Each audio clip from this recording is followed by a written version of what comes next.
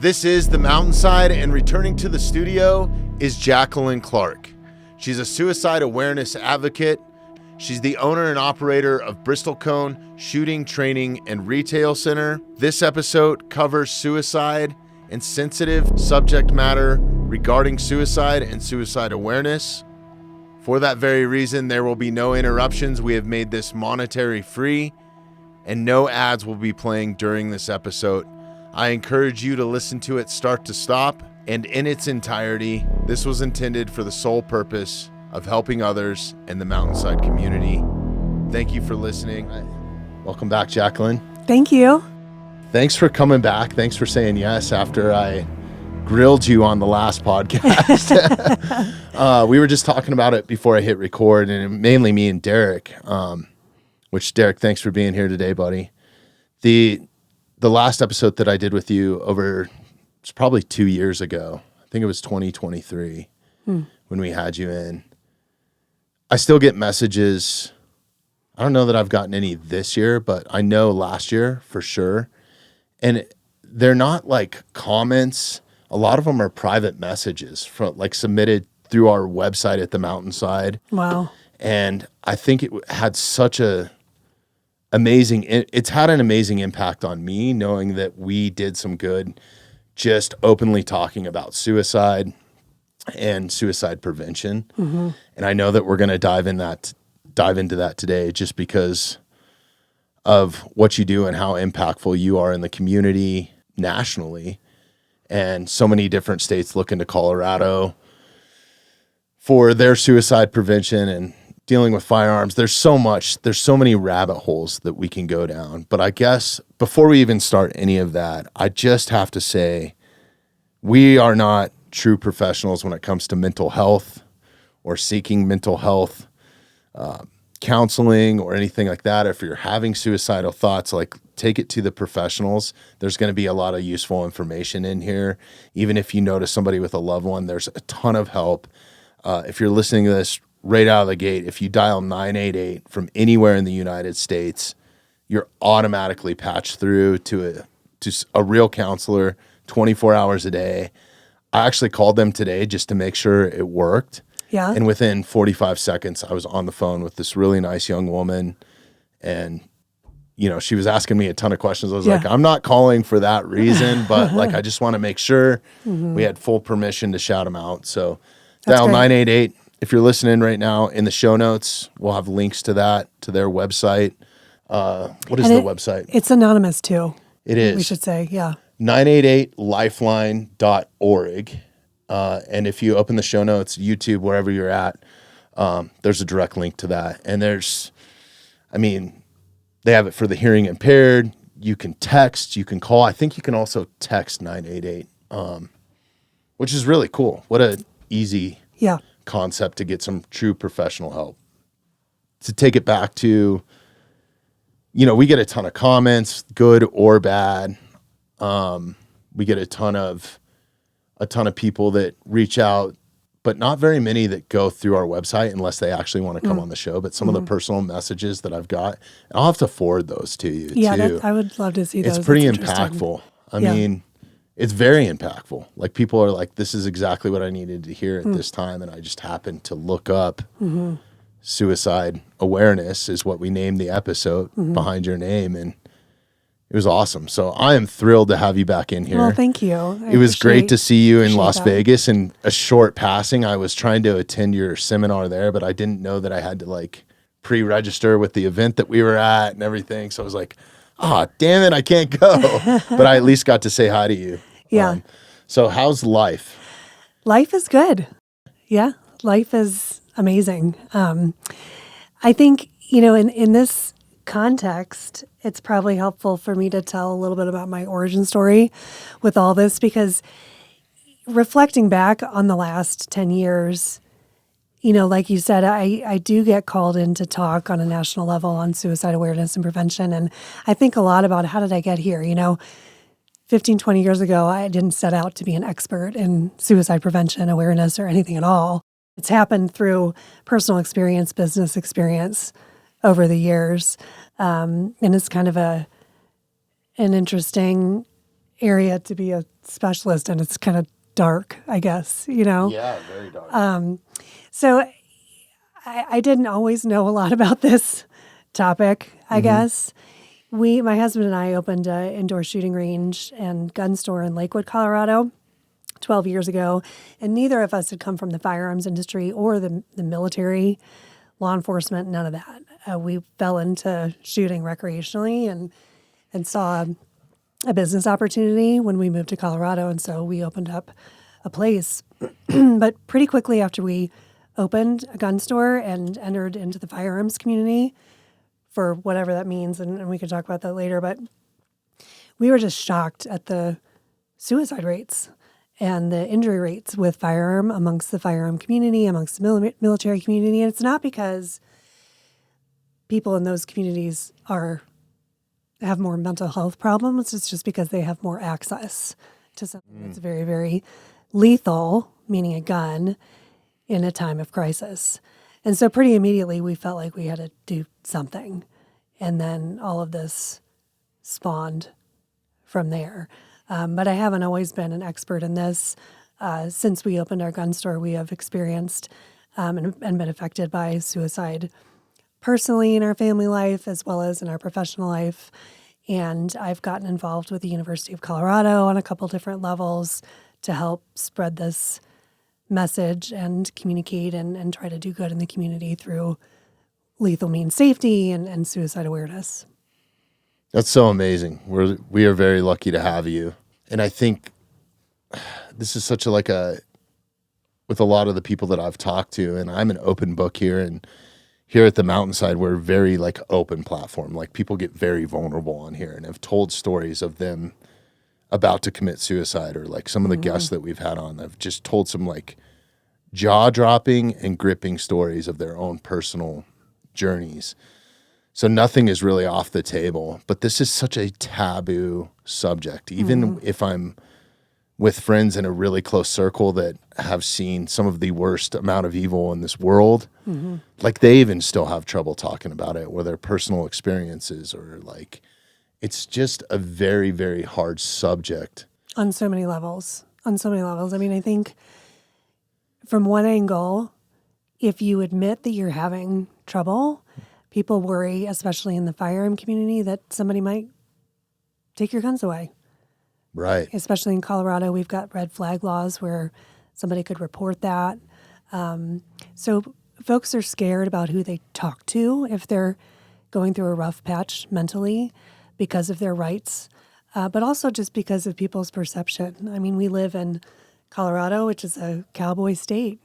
People want to cowboy up. And it hasn't been okay in recent past to admit that you're having trouble.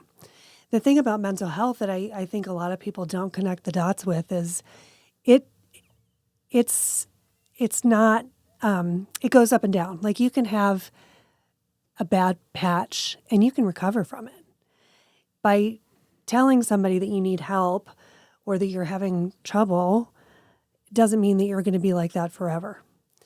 People can recover from it, and the best thing they can do is to reach out for help, but it's so hard because our society isn't built around supporting that. No, and it's a roller coaster ride. I mean, for my personal journey, I still struggle. I was struggling with it yesterday, not having suicidal thoughts, but I was just having a hard day. Yeah. You know what I mean? We I all just do. woke up and I think, for me, 2025 was an extremely hard year for me personally. A lot of loss, in the family, and thank goodness only one of those was suicide and not in the family. But still, it's every year I am losing one person to suicide, sometimes multiple. And COVID, I think, made me realize that. But I started thinking back, even prior to COVID, there was a lot more. Maybe I'm just more hyper aware of it now because of the podcast and mental health, and I'm talking to so many different people. But I have so many friends that have taken their own lives, or even family members. And I really think it's an epidemic. I mean, straight up, much more than than a lot of other things that we think is plaguing the U.S. Like, this is the leading cause of death. But then it also goes hand in hand with like domestic violence or other mass acts of violence, right? Like, there's typically always suicide is a factor in when you have an active shooter or something like that. So it's like, if we can get ahead of that and start preventing suicide, in my mind, as much as possible, and make it not such a taboo thing, and be accepting of having these conversations with your loved ones or friends or whatever, and openly talking about it, and then also sharing your own personal like struggles, I think is a big part. That cowboy up mentality is, I think that you can still have that. I think that that's something like in recent culture and recent, you can call it woke culture or whatever. It's like this toxic masculinity thing, I think is detrimental to men in general, just for the sheer fact that they don't feel like they can share what's actually going on in their brains. Exactly. Which can be messed up, right? Yeah. And especially if you're dealing with guys that are outdoor enthusiasts or veterans or, perform at a high level on the football field or in an octagon or something like that. Like, I think like stifling all that sort of stuff, it leads to more probability for mental health issues, whether that's suicide or not. Right. But I think as much as we can get ahead of laying that out, that it's okay to just say whatever you feel or however you feel. And that's one thing that we've tried to do here at this platform, being genuine, being honest, but then also putting your faith into something bigger than you. Like, whether it's nature, religion, God, your friends, your tribe, like, just put your faith into something else and have something else to lean on, I think is huge. Like, if I didn't have my community, I mean, I had a friend pull me out of the funk I was in yesterday. Yeah. And it was just a positive thing. And I'll chalk that up as faith. Yeah. Because I prayed for it that morning. I was like, God, I'm having a hard time. And lo and behold, my friend who text messages me all the time, or we talk on the phone, left me a voice memo. But it was from 2 days. It's a wild thing, but it was from 2 days earlier. He forgot to press send, but it was exactly what I needed to hear yesterday morning, just to keep moving forward in a business endeavor. Absolutely. So it wasn't even like personal stuff. Like, personal life is great, but like, you start stacking all that stuff up, business and paying the bills, and maybe dealing with other family members that are dealing with issues, and just, you start taking on all that baggage. It can weigh on you. It can. Yeah. It's so important to have that network. Yes. Of people that can reach out to you, or you can reach out to. That makes a huge difference. You mentioned a couple of things. It is all related. So death by firearm with domestic violence or suicide, homicide, a lot of it all goes back to mental health. So I agree with you. If we can solve some of these problems at the mental health level, we can make a real difference. And suicide is probably the biggest chunk of it. Suicidal ideation doesn't always come from, like you mentioned before, somebody having bad experiences or have seen bad things from a military perspective in the past and then not being able to deal with it. It can be financial. People are under extreme financial strain. They've had a major life change from a relationship standpoint. It can be a variety of things that set their world akimbo, and suicidal thoughts and ideation are extremely impulsive. There's data out there that shows that people usually, or it can be less than an hour between when somebody makes the decision to make a suicide attempt and actually does it. And sometimes it's even less than 10 minutes. So it's super impulsive. And that's why having that network of people and checking in on your buddy and calling somebody that maybe you haven't heard from in a while can be very, very important, because there's a lot of stories out there where that text message pulled somebody out of a funk or made somebody decide to change their mind. There's a ton of those stories. Yeah, we were just talking about that actually on the last episode. Like, don't be afraid. If somebody reaches out to you just and tells you that they need help, like, steer away from that tough love. Don't try to solve the problem for them. Just listen, right? Like, is a big thing. I think that that's huge, and don't take those things lightly. Like, don't brush it off. Like, if somebody says that they need help with something, or they just even mention like, hey, I'm struggling a little bit. Yeah. Take the time, because in the past, I wish I would have caught on to some of those cues from some of my friends and paid a little bit more attention, because they're no longer here and suicide is the reason. Right. And you don't have to be the expert. You don't have to be, none of us, or most of us aren't mental health professionals, but, 988 is a great resource. There's places you can point them to, but listening and just being there and being part of that network, that tribe is what'll make a difference. Yeah. And I think also having those rough conversations, like really asking somebody like, dude, are you seriously, like, are you okay? Like, you're worrying me a little bit, or like be brutally honest with them. Like, tell them what's on your mind, not brutal towards them or that tough love, but like honestly ask these questions, I think is huge. Yep. Because then it opens up a door for them to actually tell you, maybe, too. That's right. Yeah. I think another thing, and I don't know, I know that you guys used to offer this at Bristlecone, and there's I think, isn't there a map or something on the Colorado Firearms Safety Coalition of where you can drop guns off? Right. Right. We offer it temporary on-site storage at Bristlecone, and there's a map on Pause to Protect's website, and I can explain what that is and everything. But that's a great resource for people to understand as well. So lethal means safety is all about keeping people away from things that are really lethal in a time of crisis, and guns are the most lethal. So the unfortunate thing about having access to a gun when somebody is having suicidal ideation is if they make an attempt with that tool, they're usually going to be successful. So if they make an attempt in some other way, with something sharp or with drugs, many, many times people like that go on to recover. And if you talk to them afterwards, most of them will say, as soon as I swallowed the pills or as soon as I jumped, I wished I didn't. The important thing about a gun is people don't have that chance to second guess it, and they oftentimes don't recover. So understanding what you can do with a firearm temporarily and voluntarily when people are in a state of crisis is super important. So at Bristlecone, we do offer temporary out-of-home storage for people, whether they're going through a crisis or not. It doesn't matter why you need to store your gun, but we offer it there. We have lockers. If it's a larger collection, we can store it with our regular inventory, and there's different procedures associated with both types of storage.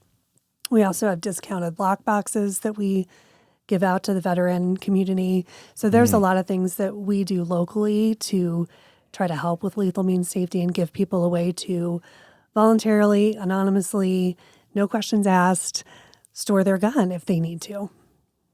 That's amazing.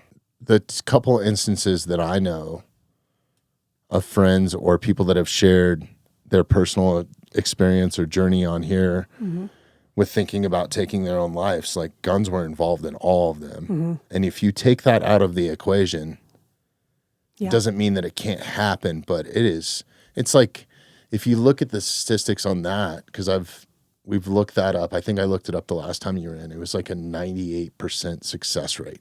Yeah.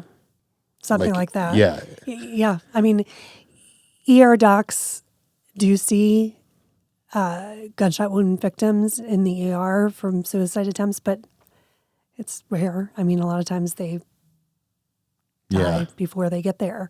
So people generally are successful when they make an attempt with a firearm, which is what makes that such an important part of the equation when you're talking about suicide. And on top of it, because it's so impulsive, if they have access to that in that moment of impulse, it could be, they won't come back from it. Yeah, I think another statistic that I read too, and I have a friend firsthand account two friends actually. Since they attempted to take their own life or were thinking about it, they've never gone back to that. Like that was eye-opening enough to them. Like I was literally like a shark on attack mode, like eyes glazed over, like I didn't know what I was doing until I caught myself like, this is what's going on. Like almost like a possession or something, right? Yeah, yeah. And I think both of those guys were sober too, which is even more frightening. I think, how much does alcohol play into? I'm not an expert on that, but I'm sure it's a big factor. A huge factor. Right? I know it's a huge factor in domestic to a violence. Different place. Yeah. So I'm sure that plays a big role. There's a guy who wrote a book, and I don't. It might be something you can look up because I think it's interesting.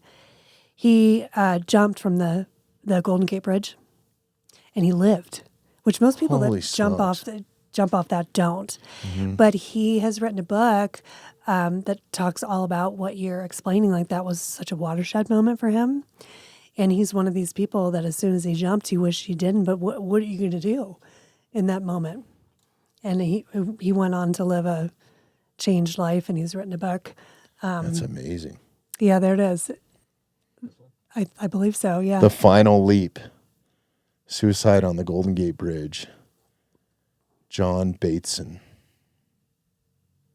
Okay. I'm going to have to add that to the queue. Yeah, like I said, I have not read it, but I've heard great things about it, and it's not to mention getting out of there. That's like sharky water. I know. It's like there's so many variables there. I know. And the water's freezing.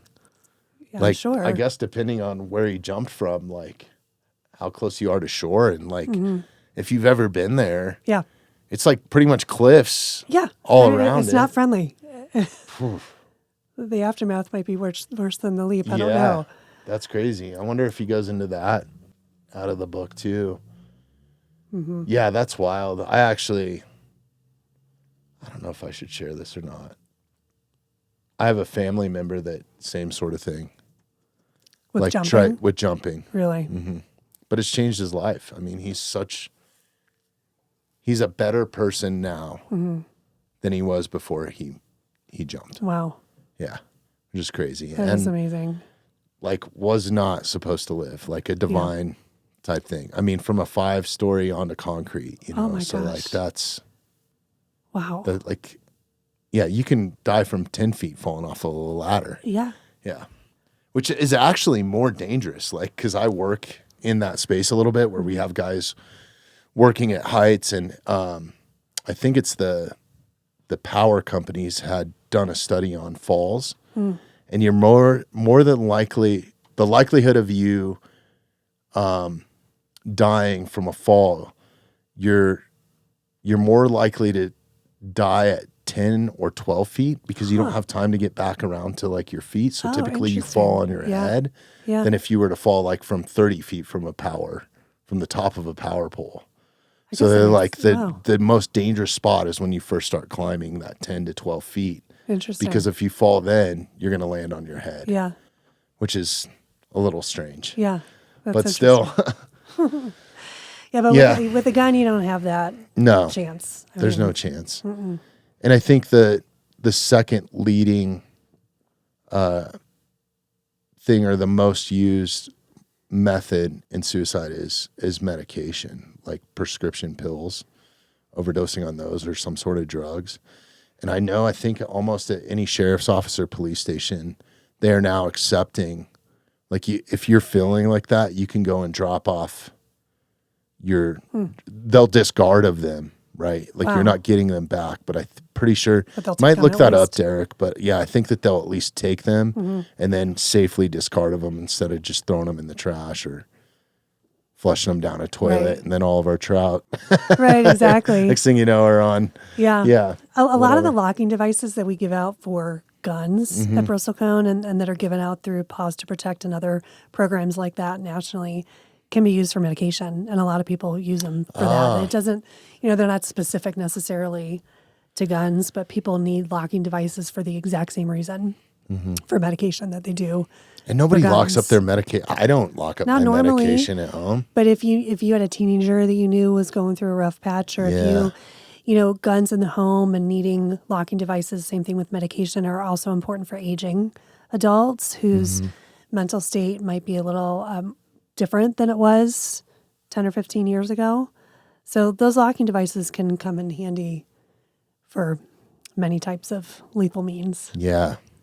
That's so huge. And having your guns just locked up and safe, especially if you have kids in the house. I mean, Absolutely. if you're a single person, like I guess I can kind of understand it. But even then, it's your responsibility has always been my philosophy. So like if somebody breaks into your house and takes your gun and it wasn't locked up safely, you're kind of responsible for it at Absolutely. that point, right? Like you're going to have to go to court over it if they do something bad with it. Or who wants somebody that's breaking into your house having your gun anyways, right? Like it's just a bad recipe. Right, it's your property. But you're bringing up something that's really sensitive within the gun community about secure storage and in suicide prevention and everything.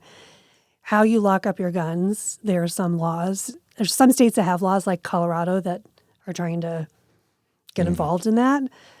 But it's different for different people, and it can change over your lifetime. If you, like you said, if you're a single person and you don't have anybody else that ever comes over and you live in a part of town where you need a firearm for personal and home protection, your secure storage is probably going to look different than somebody with toddlers and teenagers who are always going through rough patches, it seems like. Yeah. So it's different for everybody, and it changes over time, and it's complicated.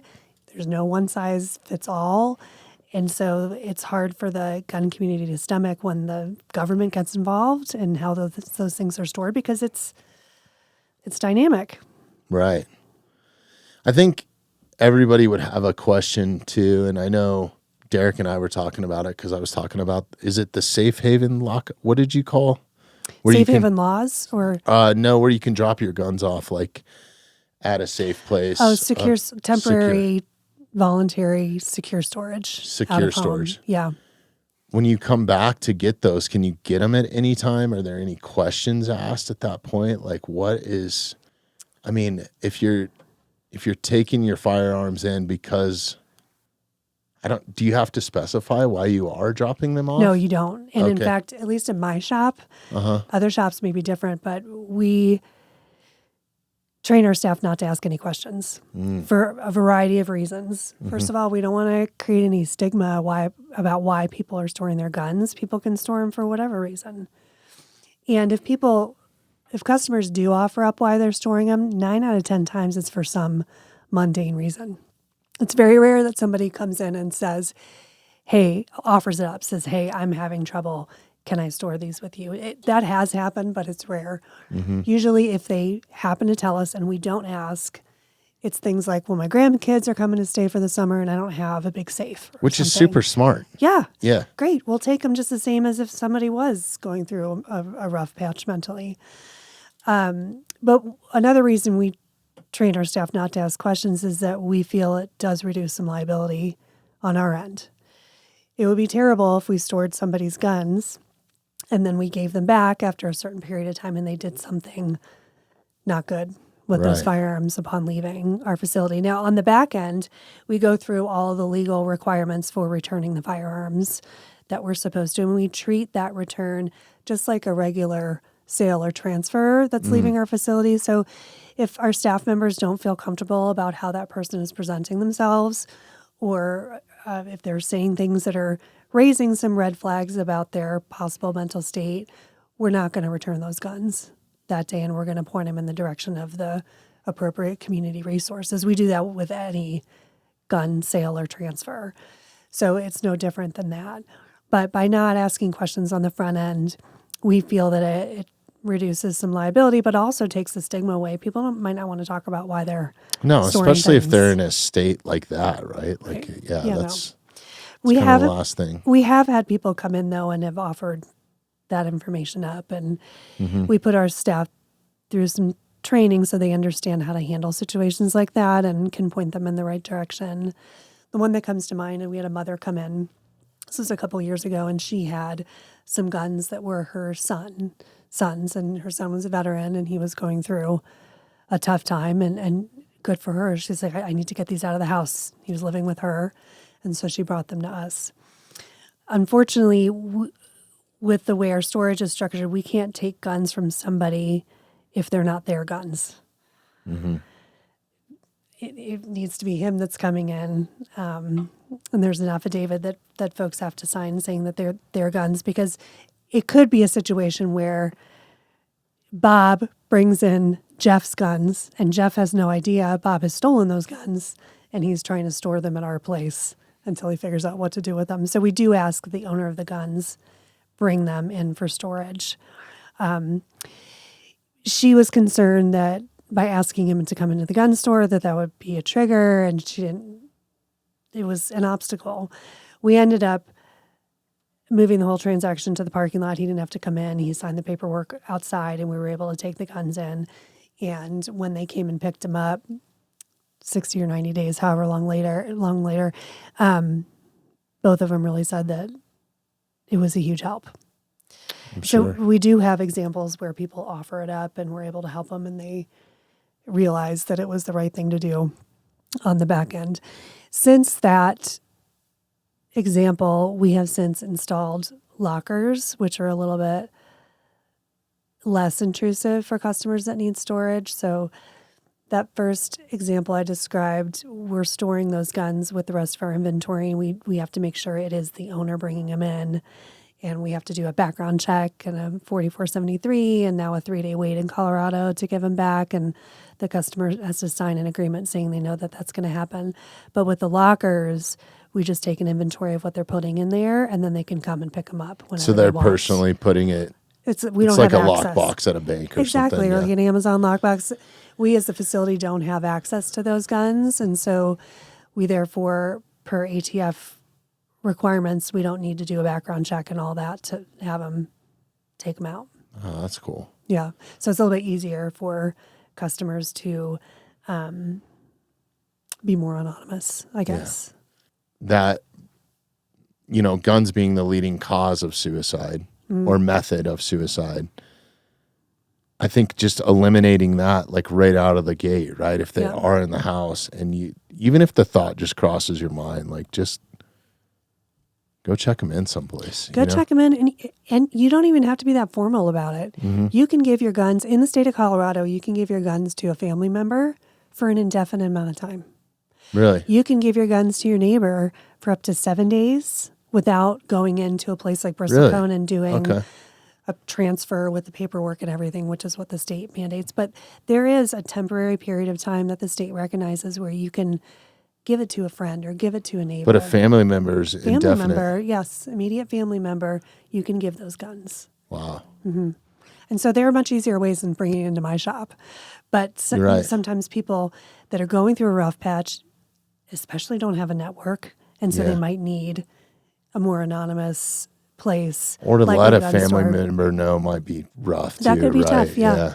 You could bring it in and we're a bunch of strangers, or we might be a trusted partner in the community, a place where you already frequent, and you know that we'll take care of the firearms and have the right security and everything in place to keep them safe.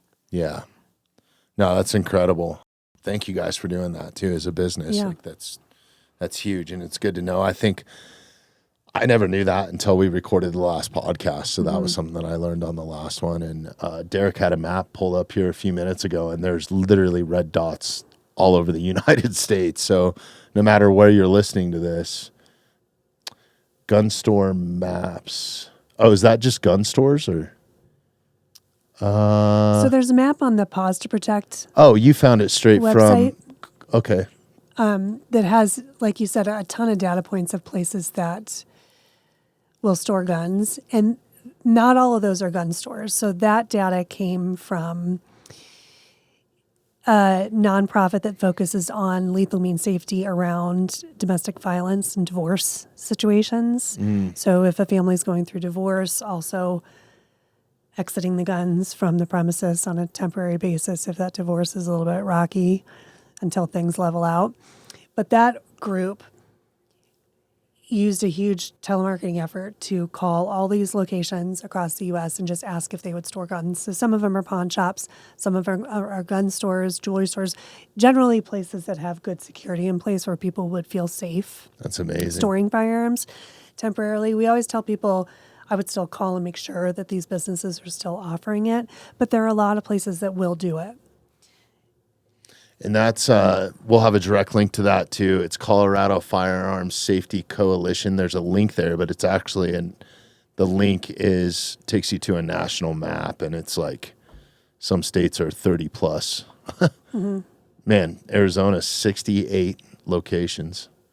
That's crazy. It's amazing to see so many people offering cool. that. Yeah. There is liability involved, especially for the gun stores, like you mentioned. So it's great to see so many people being open to it. There are a couple of states that do have safe harbor laws in place for gun stores specifically. Washington is one of them.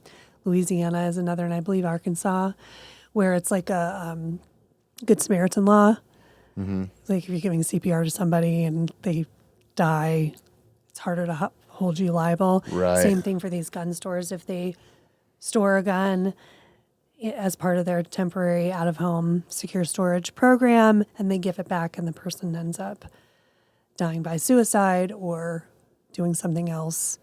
Yeah, they shouldn't be liable for reduced. that. That's yeah. Wow. Yeah, it's I think that removing firearms from the situation is probably one of the most effective methods you can start with. It's pretty simple, right? Mm-hmm. Like, it's hard to give those up though too. Most gun owners do not want to give up their firearms. No, and it goes back to what we were saying earlier. In order to give them up, you might have to reach out a little bit, mm-hmm. and people worry about then those rights being taken away if you reach out to the wrong person. Absolutely. Mm-hmm. That's important too. It is. Yeah. It is. So it's important to know where you can do it anonymously and temporarily, voluntarily, all of those things. Yep. Yeah, that's something that we'll definitely leave in the show notes, and I'll make sure, let's put a pin in that we put that link in there. So if you're listening to this, just open the show notes. There's going to be a ton of links in there, but we'll try to decipher them a little bit. So when you go like, for example, we were just in Las Vegas at mm-hmm. a huge gun trade show, basically, probably the largest, right? Absolutely. And it's a very unique one. It's just SHOT Show. If people are listening to this, it was the first time I had ever gone, and I don't think it's open to the general public, right? It's mostly law enforcement, special operation, or like military, those sort of type of platforms. And FFL holders, so folks that have a federal firearms license. So manufacturers in the firearm communities, they're all represented there. So all the gun manufacturers, all the ammunition manufacturers, optics, et cetera, and then all the dealers and ranges and stores and people. It's so crazy. It is. I think the attendance this year was close to 54,000 people. Wow. So it's one of Las Vegas's largest trade shows.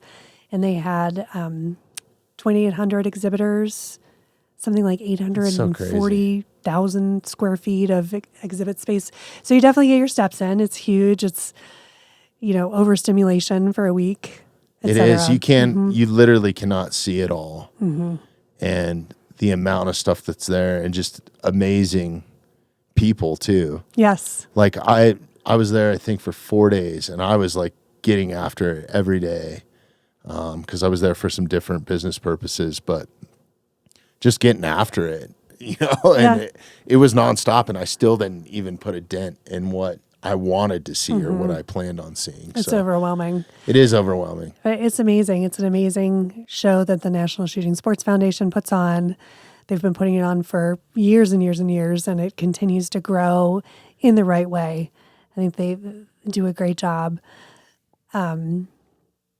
And, one thing along the topic that we're talking about that they've done a really great job of over the last 10 years is bringing suicide prevention and awareness into that conversation at such a large scale. So that's what I wanted to commend them on. That's why I went ahead and name dumped them. I think it's very, very cool that an industry that thrives on firearms sales, right? As a whole, whether it's government contracts or not, or law enforcement or whatever, them being open and making that such a keynote thing. And then I couldn't even attend because I didn't pre-register and the event was sold out to hear you speak. And I was going as a friend, I guess, but I really wanted to listen to the context of what was being said there too. Yeah. So I was bummed that I missed it. I'm sorry. It was cool that I got to see you in passing. Yeah. When you do go into one of those events like that, and it's the firearms industry and it's this taboo subject. And then not only that, like some of the most affected people might be attending that show. Like, you know, our military or veteran suicide rate is super high. Law enforcement, first responders in general is higher than the norm. You would think that they would just kind of sweep that under the rug, but it was a keynote speaking in a room where if you needed to go and listen to that or get educated on some stuff, I just want to commend SHOT Show for putting that on. That's super cool. Yeah, thank you. I mean, I agree. They've really brought that conversation to the forefront. About 11 years, the NSSF partnered with the American Foundation of Suicide Prevention to better message suicide awareness and prevention within the firearm community. And the effort has really grown from there all the way to what you saw at SHOT Show, where we had the Secretary of Veterans Affairs as the opening comments for that panel. It was extremely well attended, and it was all about suicide awareness and prevention and what you can do at the individual level, talking to these stakeholders that were in the room. Like you said, these big firearm manufacturers, all the way down to small mom and pop gun dealers, people that have been affected by suicide personally, veterans. What can you do to make a difference from within the gun community? Because the guns are very lethal means and are a big part in this suicide problem. So it's amazing to see that conversation become more okay and part of a panel that was so well attended. That's People incredible. are willing to talk about it now when they really weren't. Sold out show. Yeah, it was. The theme of that was someone can't do everything, but everyone can do something. And I think that's a great way to think about the suicide epidemic that we have in this country. It seems like such a huge problem, and it's easy for everyone to feel like, what am I going to do? You know, maybe I can make a difference in my household, or maybe I can make a difference with the people in my network or tribe. Some people don't even feel that way, but what could I possibly do to make a larger difference? And everyone on that panel had experiences to share about how an individual can make a large impact. And if we all band together, the impact is exponential. The firearms community has come to realize we've got to police our own. Our customers literally are dying. The gun community, the manufacturers, everybody can't ignore the issue any longer. It's a safety concern. It's all of the things. So everybody is coming to the table, and it's a really cool time in this space to see what's happening. That's incredible. Yeah. I guess how do you start those subjects with, well, I guess it's more of a keynote speaking, so I'm losing track here. But I guess I don't know how I want to ask this. I'm going to have to edit this part out.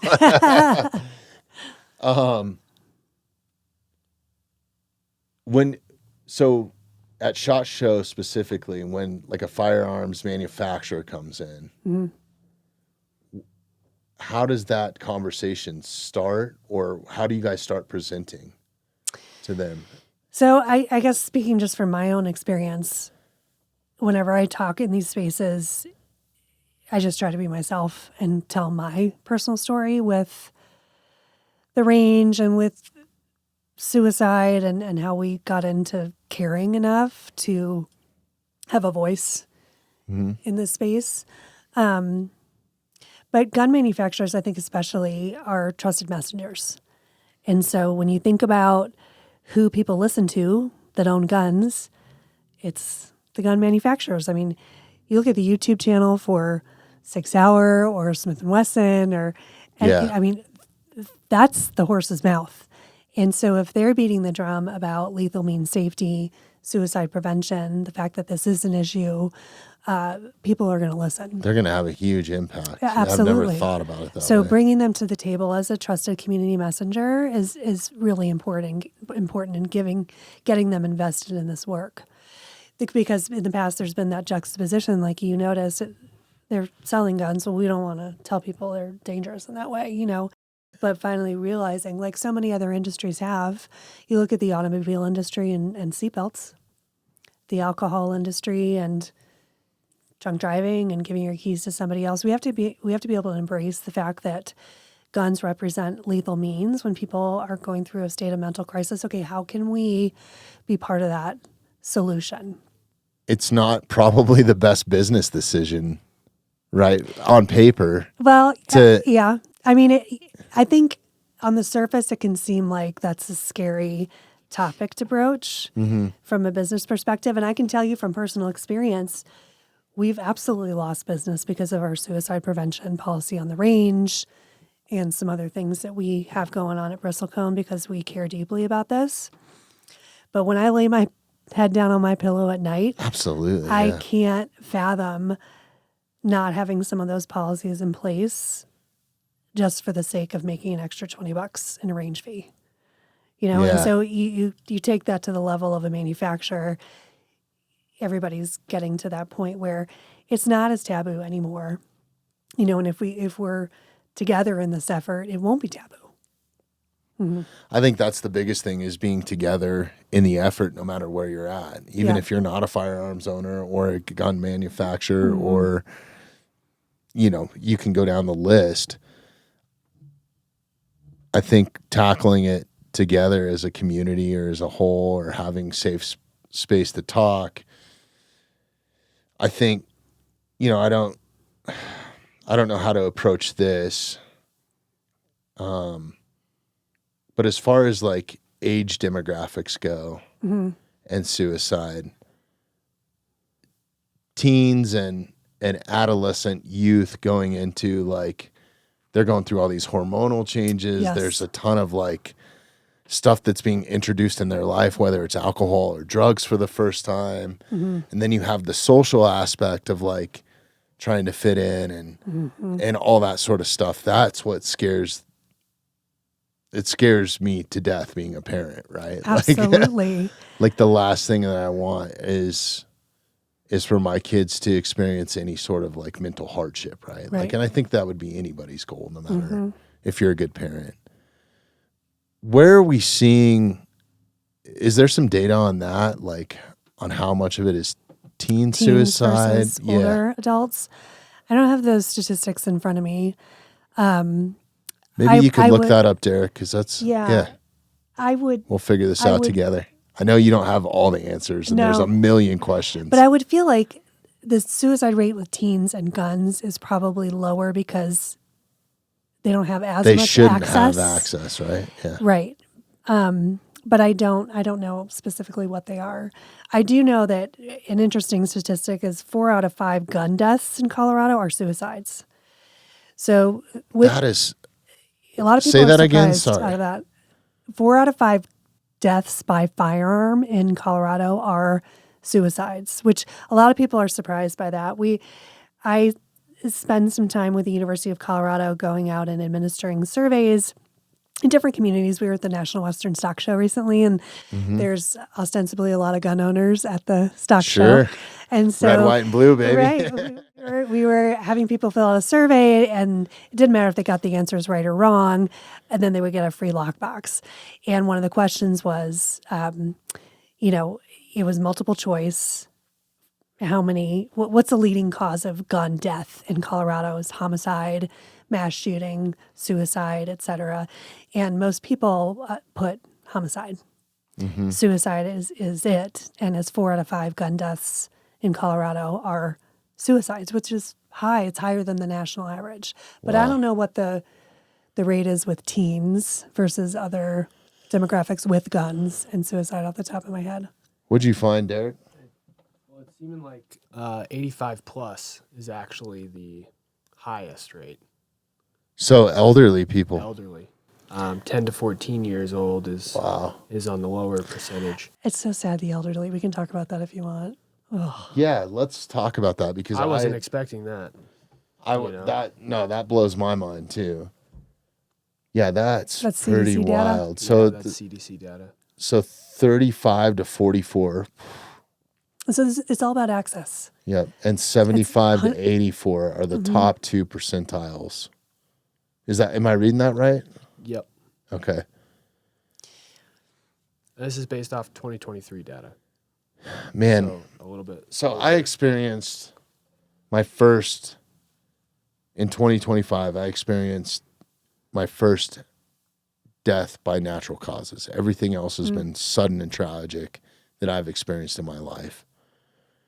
And actually being, I guess, in the room when it happened was like even crazier. And I don't want to go through like the details and all that sort of stuff, but man, that is not a pleasant way to pass. And if like anybody's seen that by natural firsthand, causes, or by natural causes, yeah. It's not a pleasant way to go. And I, not to be joking about it or anything, is like I had an aunt and she's got a great sense of humor. She was just like, take me skydiving or take me hang gliding with no hang glider. I was like, well, that's suicide. Yeah. At that point. And with all the laws and everything that we have put in place in the medical field, there's not much that they can do, because then you get into like Dr. Kevorkian type stuff and medically assisted. The medically assisted suicide and all that sort of stuff, So that's like, death is there's a fine line, right? Like absolutely. Yeah, I I could see why elderly would be that top percentile. Yeah, I can totally relate. I had my first experience with, natural causes, death, I guess, in the last couple of years, and it's so ugly. It's awful. It was such a hard thing for everybody involved, and so if we think about it, those higher rates with the elderly with suicide are not that surprising, and people that are diagnosed with something towards the end of life, that can cause a financial strain. People that are dealing with chronic pain, they start to see things differently. Lethal means access and safety in those times is just as critical as with teenagers. When you talk about aging adults too, you've got Alzheimer's and people that may be in a state of mental decline. Many of those people might dementia, have all that sort of stuff. Strong attachments to their firearms. And so, having conversations with them about when they need to stop driving should be similar to when you have conversations with them about when they shouldn't have access to firearms. Yeah, if you can't drive a car, you probably shouldn't have a firearm. My opinion. Yeah, but I don't know. It's different, I'm sure, for everybody, but certainly if your mental capacity is declining, it's a conversation that needs to be had, and that's something that is just starting to be talked about and researched and all of those things. Yeah. And people starting to get comfortable with that, like they are with the conversation about a car. Yeah, I think a huge factor in some of the people that I know is like pain management, is like them dealing with a serious injury or sometimes even just being diagnosed with some sort of like crazy disease. Like a friend that I know got diagnosed with, actually the disease is dubbed the suicide disease. And I don't know if we talked about this last time. I don't think so. I don't think I've heard about this. But it's it's derived through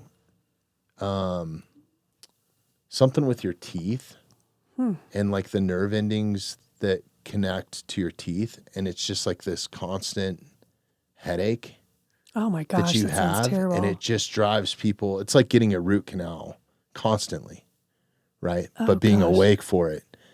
And to manage this, like it's much worse than so it's, how do you pronounce that, Derek? Okay, TN. yeah, TN for short. But it is called the suicide disease. So it's something where your nerves connect from your brain to your teeth or your jaw. Mm-hmm. So you just have like this constant jaw pain, but then it's like, and I have somebody that's like super successful, has had it, one of the most amazing musical careers you could ever have, is diagnosed with it. Like he has all the stuff, and he's like, there's so many times where I've just wanted to end it because of this, right? So like that chronic pain, I think, is a huge, huge factor in potentially thinking about that, right? Yeah. Like who wants to live in that sort of pain? Nobody. Yeah. So I don't have an answer for that. Another thing that's interesting that I learned recently, and again, I'm not going to have the right information on this, but I'm sure we can look it up. I think there's a country or maybe multiple countries in Europe where they have places you can go for assisted suicide. Well, Canada, you can do it now, I think. But I'm like pretty sure. actual facilities, which is very interesting. Is Sweden or something? So you just check yourself in and say like, I'm good to go. And I'm sure there's all kinds of family involvement but it was interesting to me to learn about that, just to understand that different societies have different relationships with this issue. Ours is different. I've never really than everybody thought about else. it culturally. Yeah, that's Maybe, that sounds like I don't remember. Man, I can almost like, I hate to say this, but I can almost justify it in an elderly person. Like if they've experienced one natural death in their life and seeing what those people go through once they decide, like, because a lot of times you have to decide as a family whether you're going to prolong, because they can keep somebody alive for a very long time on life support or dialysis and like all these different things, and having to make that family decision on what you're going to do and whoever has the power of attorney. Like it's so messy, right? But then once you actually do make that, it's not just an instant, like they're gone. Right. It's a multiple day process is what I experienced. Same here. And it's so difficult. Yeah, it's very, very difficult. So I can understand why some of these countries do that. But like what I can't understand is if you're 18 and at 3 months old in Canada, just saying like, hey, I'm ready to check out and go into a clinic and do that. With my personal experience with that family member, I had never experienced that before. So I got like lividly irate with the not lividly irate, but I was upset and had a very long talk with the doctor. And I was like, just shoot me straight. Like, don't give me any BS. Like, the guy was very cool. He was like, off the record, he's like, honestly, our pets have a much more humane way out of this earth than what we can do in the medical field. But he's like, I can promise you that your family member is as comfortable as we can possibly make them. But okay, so just to be a little more clear, this article is saying that the actual legal countries are Belgium, Netherlands, and Luxembourg. Okay. In the EU. Just so that we weren't throwing Switzerland out there willy-nilly, Right. Thanks, Derek. Yeah, for sure. Don't want our Swiss listeners to be pissed off. We got a few, actually. Yeah, I don't know. I mean, is there an age limit on that? Like, yeah, I would hope so. It would be interesting to see what the details I don't know are. if I want to know that. It might keep me up at night. But. Yeah. It's ugly no matter how you slice it. I mean, one of the reasons that we really doubled down on this work 10 years ago is because we had a suicide on our range which was so awful on so many levels. And it's one of the reasons we have so many procedures in place to prevent that from happening again. But it wasn't anybody we knew. It was a customer. And when we got into the gun industry and opened up a range, nobody ever told us that this was a possibility. But after it happened, come to find out that it happens relatively frequently.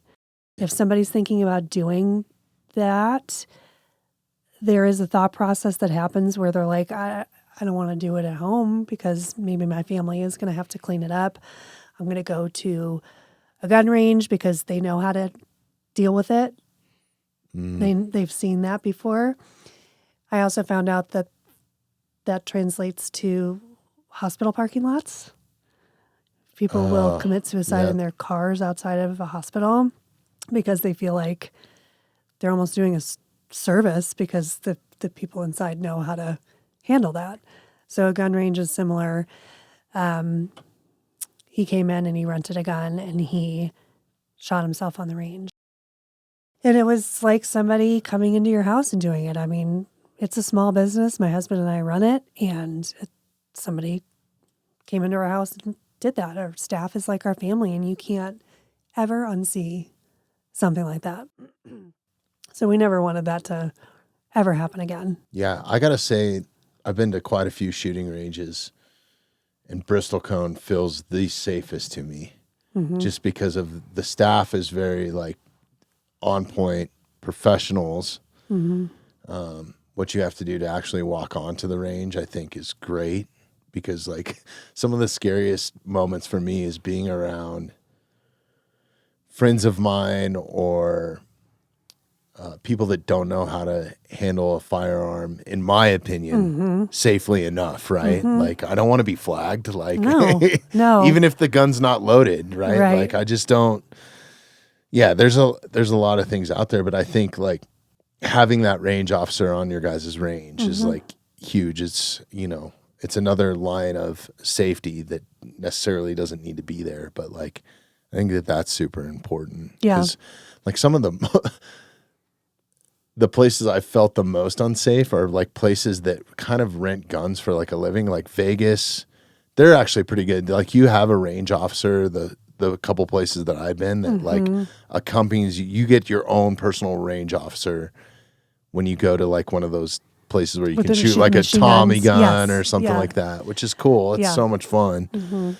But at the same time, there's a ton of other people there. But one of the most unsafe places I've ever been was on a gun range in LA. And it was just like a spot where you could just go in and, like, I took actually my wife, Gabe, there on, like, a date when we first kind of started. I guess we weren't even dating. She just never shot a gun. So I was like, let's go to this place.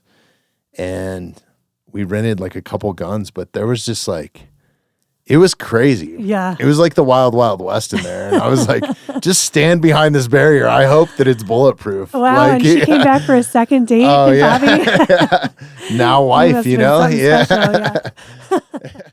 No, it's crazy. But it's crazy because when we first opened, such a focus on safety. We wanted to be the safest range out there. You're right. We always have had a range safety officer in the envelope whenever the range is hot. We have all kinds of safety procedures. But I never thought that somebody would come in and do that. We were very concerned about keeping everybody safe from each other and making sure we had ballistic glass in between the lanes and all of those things. But thinking about somebody coming in and committing suicide was not top on my radar when we opened, and it was pretty soon after we opened when it happened. And we've since really locked it down in terms of our rental policy and what you need to do to get on the range, because it was awful. And sorry you guys had to go through that and the staff. It was horrible. It was one of the worst days of my life, mostly because of the staff. Again, I felt so responsible, and it's taken me a long time to talk about it with anybody, because I, for a long time, felt like it was a reflection on me personally and how I was running my business and thought I had done something wrong. But this person didn't exhibit any of the signs that you would have thought with somebody coming in to rent a firearm and make a suicide attempt. This person came in and talked with the staff for a while. A lot of the training that we give to the staff, even to this day, talks about engaging with people and what to look for and red flags that can be there. And this person came in and had a very long conversation and said they were interested in getting back into the shooting sports, and they held and tried multiple handguns and seemed very engaged versus somebody who all the data says would come in and be kind of disengaged and in a hurry and not making eye contact and very engaged. And then went out onto the range and shot more than a box of ammunition, seemingly having a good time. So it was just a very unreal experience. And it taught us because that all of those red flag things that you're talking about, that doesn't exhibit any of those, right? None of those. Yeah. The only thing that I didn't mean to interrupt you there. No. The only thing that was textbook about it and has affected some of our policies moving forward is that it was a first-time customer renting a gun. That was really the only common denominator in talking to other shooting ranges where it's happened and other national resources. But everything else in terms of the individual's engagement level with the staff was really different than what you would have expected. I don't know, because I've never had that thought cross my mind. But the people that I do know that did it are some of the most least that shot themselves with a firearm are, and speaking from personal experience, and I'm sorry, I'm fumbling over my words because I want to get this right when I say it. It was some of the most unexpected people that I would have thought had been on my radar of that I didn't even really know that they were going through any sort of mental struggle, right? Like maybe they had served in the military or whatever, but it's just when you were around them, they were just this incredible person to be around and had it together in their life, whether it was in politics or had family, like a family with small children and a beautiful wife and a successful business and just this picture perfect success. The American model, and then take your life. And then, just there's so many different variables that I'm trying to think through right now. But every one of those were a shock and a surprise because they didn't show any of those red flags or reach out to anybody or say anything to anybody. Right. Well, is that person's life so picture perfect they feel like they can't? They'll break that persona, that perception, that heavy weight they're carrying. Right. Which is so sad to think about. And I guess two of them had recent changes in relationships, that maybe went south or something like that too, come to think of it. But yeah, I think, what are those fighter jets going? I think it's fighter jets. National Guard, let's go. Yeah, what are some of, when you're giving some of these keynote, are you always speaking to the firearms industry, or is it not different? Always. So through my involvement with the University of Colorado, I've gotten the opportunity to speak at some research conferences. So it's not always the firearms community. It's different audiences. And I've also been involved in some symposiums that really have a wide variety of political leanings and perspectives involved. The cool thing about this topic is that it's very common ground, and I've been really impressed that people can put their political feelings aside to come together to prevent firearm injury and death. So there's a lot of people in this space, including organizations that lobby for very strict gun laws. And then on the other side, there are firearm manufacturers and gun stores like me. And so it's cool to see that people can put the differences aside and work together to prevent injury and death. But no, it's not always the gun community that I'm talking to. Yeah, I would say if suicide is the leading cause of death, which it is, and probably everybody that is sitting in the room that you're at, or probably 90% of them, have some sort of personal experience with somebody that they know that was very close to them that did it, or a family member even. Like, I have so much, I don't know if it's just I'm an anomaly, but I don't think I am in talking to so many different people. Like, I've experienced so much loss to suicide, much more than like car accidents or natural causes of death. Like, Right.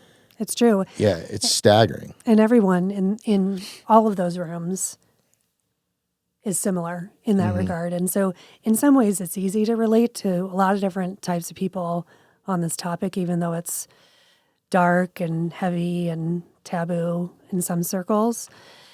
But the message that we had at the SHOT Show town hall on suicide prevention was all about someone can't do everything, but everybody can do something. And I think that resonates with most people because, again, suicide is such a huge problem and everybody agrees that it's a big problem, but what are we going to do?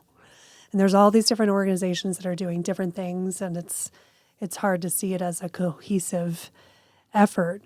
But I'm absolutely testament to the fact that an individual can do small things within a community to make a larger impact.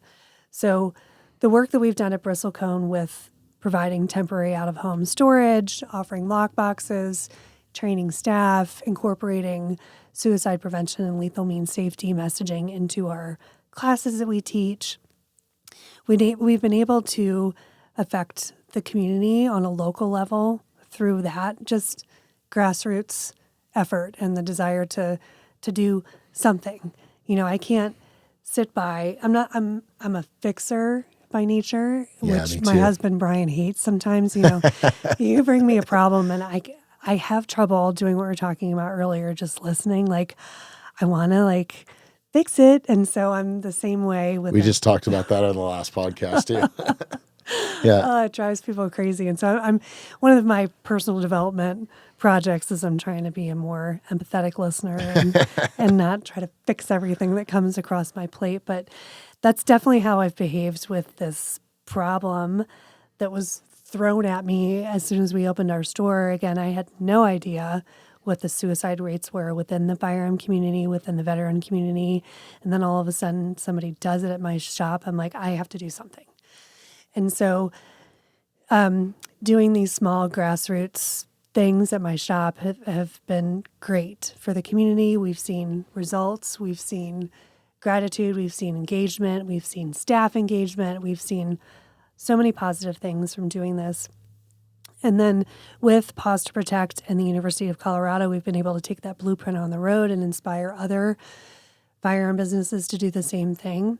And so that community, everybody can do something effort, I think, is a way that we can make a really big dent in this problem on a larger scale. It's not by some huge government initiative. It's going to happen at the community level because that's where people are comfortable talking and reaching out for help. absolutely. If people wanted to get involved, do you have like a program for them to start or to sign up or volunteer? Is there, it being on the individual basis, I guess, is there any sort of roadmap or anything for people to get involved? So, yes, I'm always happy to talk to people on an individual basis and talk to them about what we've done locally, individually, and what's worked and what hasn't, and our whole journey.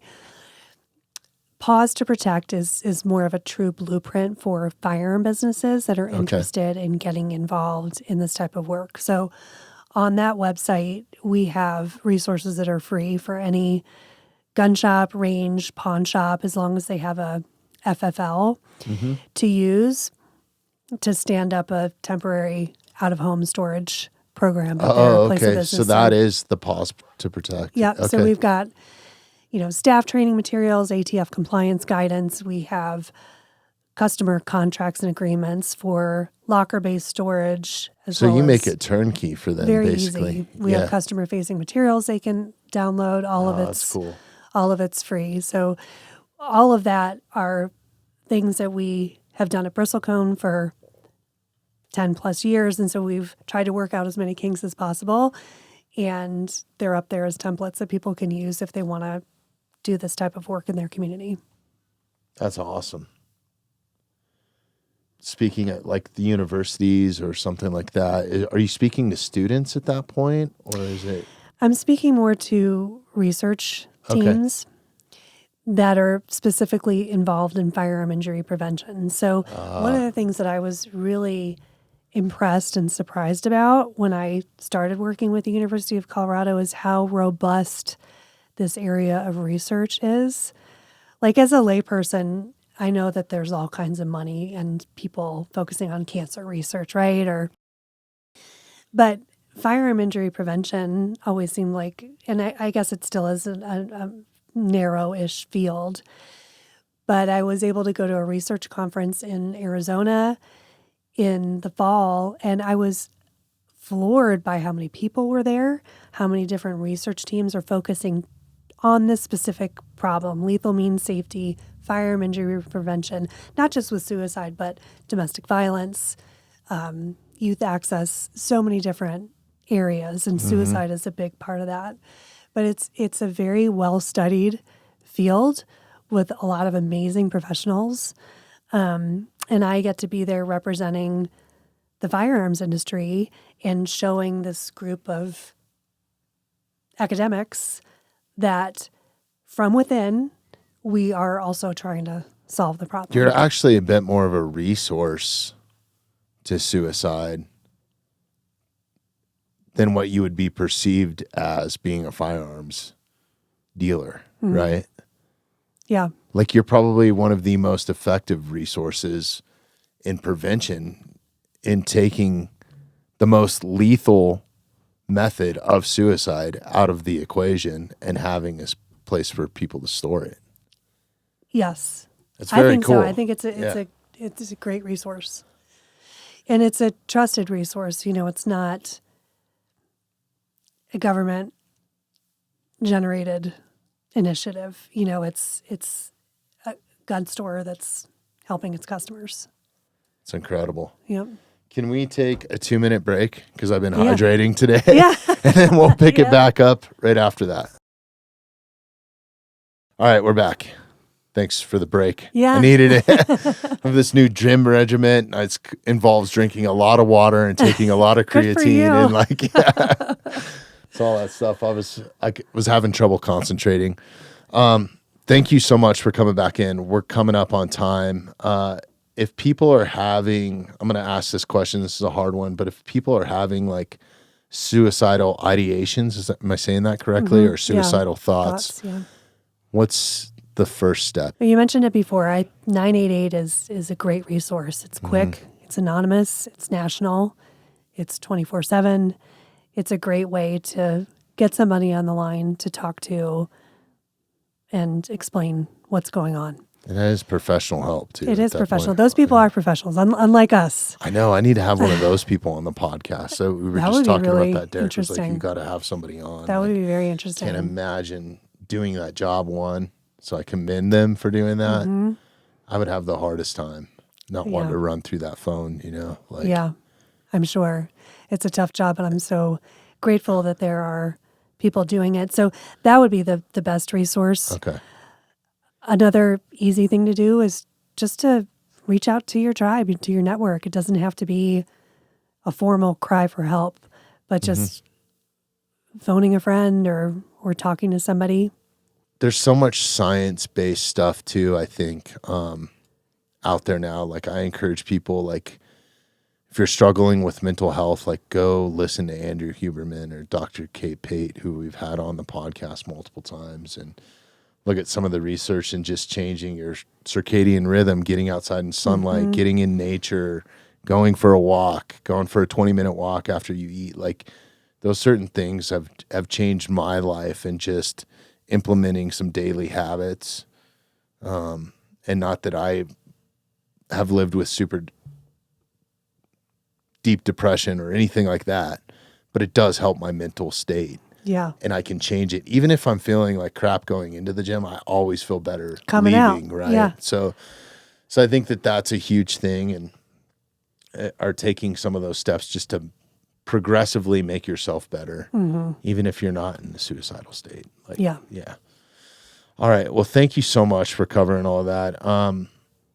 I think Bristlecone is such an amazing place. So we are so fortunate to have you guys in the community. Everything that you do with law enforcement, the training, you guys are so much more than just a shooting range. You're also a pause to protect drop-off location, right? Like there's so much that you guys offer to the community other than just selling you a firearm. And then the knowledge, you have gunsmith in there. Like there's so much to talk about. I know that you guys do teach youth, and I would encourage any parent, whether you're a firearms owner or not, to bring your child to some place like Bristlecone, or if you're in Colorado, make the trip to Bristlecone to get some training on just how to use a firearm. But more importantly, I think to disarm one is so, so important. Like at least knowing how to pick up a firearm and not be scared of it and know how to handle it and disarm it. Right. Well, with kids, demystifying it can be huge. Sure. So we do teach a lot of youth, and there's a number of youth programs that are available at Bristlecone as well. We've spent so much time today talking about the negative part of guns, but guns can be great for recreation. That's ultimately why Brian and I opened up Bristlecone. We had a home defense scare years ago and bought a firearm for personal and home defense. But once we bought a firearm, we trained with it and went to the range, and it was fun. Like it became what we did on date night.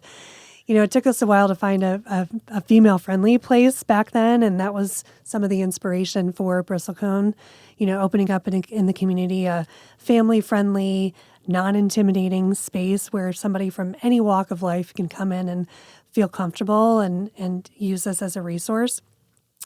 But once we did, we were pot committed. I mean, so guns can be fun. I'd love to think that we're a great resource for that in Colorado. And like you said, we do have all kinds of classes, including lots of resources for youth.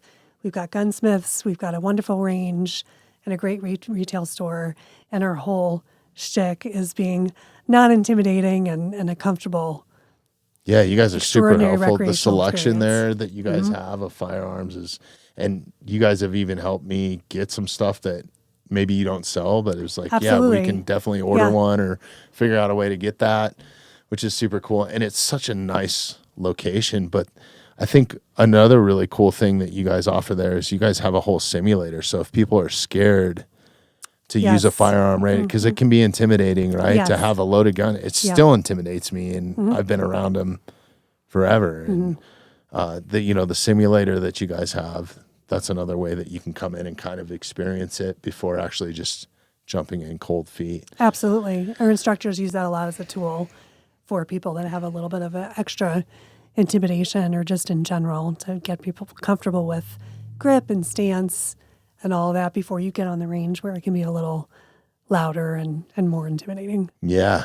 Yeah. I think that it's so beneficial, man. I love shooting guns. I love shooting my bow. And my buddy Caleb Brewer explained it best is he's like, that's just, there's the I can't talk today. Satification? No. Come on, help me out, Derek. I can't. Okay, now I messed everybody up. Satisfaction. There we go. Oh my God. I think it's the CTE. And just pulling a trigger, whether it's on a bow release or a gun or something like that, seeing where you hit the target and then that positive feedback loop, and you get to do it over and over and over again. Yes. And just the level of improvement. That's good for your mental state. It is. That's what hooked me. Brian drugged me to the range when we were buying that first gun. You know, he did what most guys probably do. Okay, we're going to buy a gun. He makes spreadsheets. He researched the crap out of it. Finally, he takes me to the range. And I'm like, okay, I guess if we're going to have something like this in the house, I want to make sure I I'm not scared of it and I know how to use it. And I loved it for that very reason. As soon as I pulled that trigger a few times and was able to get that immediate feedback and gratification of small changes, making improvements, I was like, this is primal. This is cool. I feel empowered. Yeah. It was something I'd never touched a gun before that.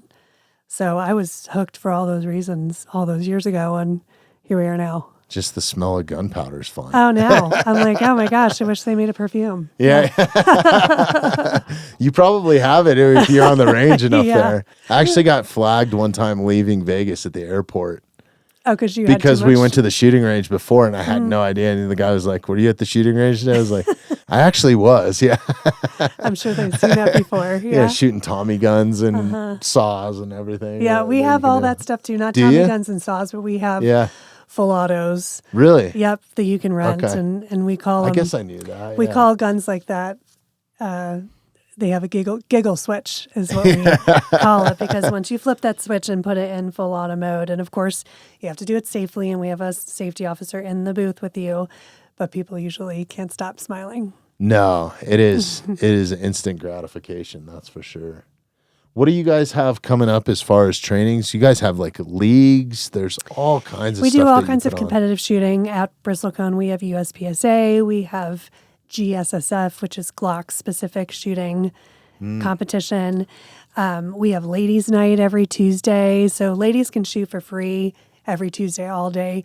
But from 5 until 7, we always have a roving instructor on the range. So even if you don't want to pay for a private lesson, but you want a little bit more instruction than what a range safety officer is going to give you, we have our certified instructors just out there answering questions. We have a Valentine's Day special going on from the 13th to the 15th. All kinds of fun stuff all the time there. That's awesome. Mm-hmm. Well, we got to get you out of here. Thank you so much for coming in. Is there anything that you want to close with? Or no, I just appreciate you giving this topic a voice and having me back in here. I hope it wasn't too dark, but it's so important. And so I appreciate you having this platform and wanting to talk about it and inviting me to do it. Well, we're very grateful to have you in the community, nationally, in the firearms community. Like, you're such a positive light, such a positive person. You're like, I couldn't think of anybody better to speak on this issue. And then also taking it on, I commend you for that, because it's a daunting task, I'm sure, and it affects so much more than you would think, probably, or that we think of. So I really appreciate you doing it and coming on here and being public about it and everything and sharing your personal experiences too. Like, it's a huge deal. So you guys always have a platform here. You ever need to have a space to talk about something or teach some people or whatever, or if you want to use any of this content anywhere, we're actually making this episode completely ad-free. So there's going to be no monetization on this episode. So it's just, I don't want there to be any ad interruptions or anything like that. I started doing that on some of the more serious podcasts that can truly help people. It's like, it's not about me making money. It's about trying to help people. So this podcast is going to be monetary free. So, wow. Yeah. Well, thank you. Yeah. It's important to me. It's, I've lost so many friends. Once again, if you are having suicidal thoughts or you know anybody, like, keep that number in your back pocket. All the links are in the show notes.